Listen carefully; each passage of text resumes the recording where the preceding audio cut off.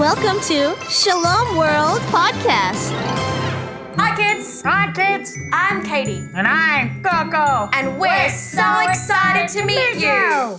Come and play. Play with Katie and Koco. That's the way. Get ready, let's go! Flying through the air with Koco. Telling stories with Katie. You and I together. Meeting my friends. Friends that help us every day. Katie and Koco. That help us every day.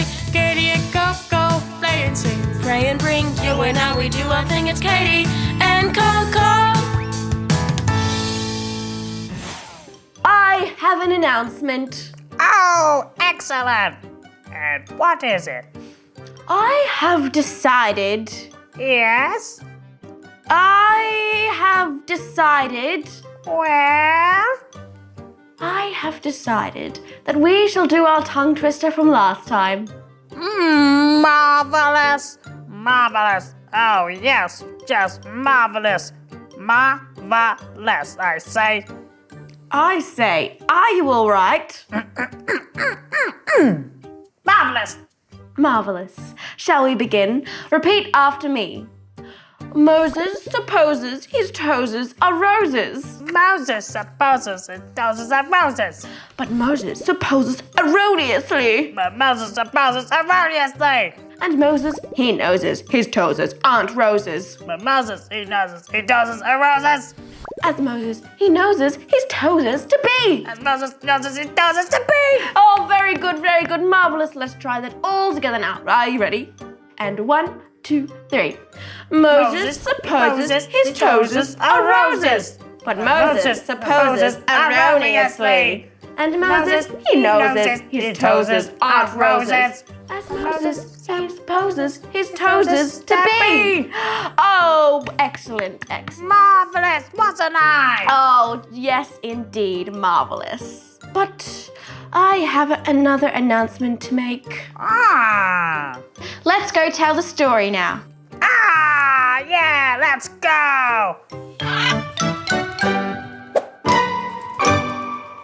Kings and queens, and princes and princesses. I'm sure you've heard hundreds of stories about them in fairy tales, and maybe in real life too. We often hear them as being either wise and generous or proud and greedy. What type do you think my friend Elizabeth of Hungary was like? Was she wise and generous? She was indeed, Koco. Although she was the daughter of the King and Queen of Hungary. Oh, I'm hungry. What? Koco, you just had lunch. And I don't mean hungry as in you want to eat something. I mean hungry as in the country called Hungary. Elizabeth lived there. And although she lived in a big castle surrounded by riches with everything she wanted and servants who did everything for her, like wash her clothes and make her bed and cook her food and teach her lessons and did everything else for her, she still had a heart of gold. Wait, did you say she had a golden heart? Yes, but I mean she had a kind heart which was as precious like gold. Her heart wasn't made of metal. And because of it, she felt drawn outside to the poor country men and women living in the towns. So with the support of her husband, she went out every day to bring food and clothing to the poor people and help them when they needed it. But when she returned to the castle, do you think that she just forgot about the people outside and acted like every other princess who was selfish and fussy? That doesn't seem like something she would do at all. Not at all, Koco. When Elizabeth was back at the castle, she still lived as simply as possible. She didn't care for dressing fancy with crowns and jewelry and long silk dresses. She dressed very plainly. She made every sacrifice she could to offer up for Jesus. She pleaded with her father and the other leaders for support and with her work in the towns. And most importantly, she prayed every day. Koco, do you remember St. Francis of Assisi? Yes, he was the one who loved birds and animals. Yeah. And remember, he was also the one who helped the poor and gave everything away to them for the rest of his life? Yeah. Well, Elizabeth was greatly inspired by St. Francis, and lots of what she did to help the poor was taken from St. Francis's example. They both loved to help people, didn't they, Katie? Huh? They sure did, Koco. But do you know why they love to help people so much? Because they felt sorry for the poor people? Well, they did feel sorry for them, but the reason they could never stop helping the people was because they imagined that every single person they helped was Jesus himself. So when they were helping other people, they were really helping Jesus too. Yeah, but of course, Jesus doesn't need our help because he's God and he's already in heaven. But when we show love for other people, it's like showing love for Jesus too. Like, do you kids sometimes maybe you help each other with homework or help your parents at home? When you show love for them, you're showing love for Jesus as well. Sometimes, Elizabeth saw this very vividly. One day, she brought home a very sick man and laid him in her own bed to care for him. But when her husband came home and saw him there, he was very angry. But when he tried to remove the man from the bed, he saw instead a vision of Jesus on the cross lying there, as if it was Jesus himself he was trying to turn away. Another time, when Elizabeth was taking bread from the castle to deliver secretly to the poor, her husband asked her to reveal what was in her cloak. "Elizabeth, show me what is in your cloak." But instead of seeing the bread, he instead saw white and red roses. Those must have been the flowers she was blending in heaven for the good things she was doing, like Saint Therese did. Good thinking, Koco. The gardens in heaven must be beautiful with all the flowers planted by the good people here on earth. I can't wait to see them. Me too. I want to fly over them to see all the colors. Yeah. Kids, I hope you're still doing good things and planting flowers in heaven, so we can all see them. Did Elizabeth have to wait a long time to see the gardens in heaven? Not too long. After her husband died, Elizabeth promised never to marry again and to love Jesus with all of her heart. This she did with remarkable strength. She continued to help the poor and even founded a hospital in honor of St. Francis, where she personally attended to the sick. Then, when she was 24 years old, Jesus carried her up to heaven to see the beautiful gardens, and where she still lives, praying for us and praying especially for all the poor people in the world today. And I thought rich people only cared about themselves, but not Elizabeth. Definitely not Elizabeth. She proved that you can still be wealthy and love God and others with all of your heart.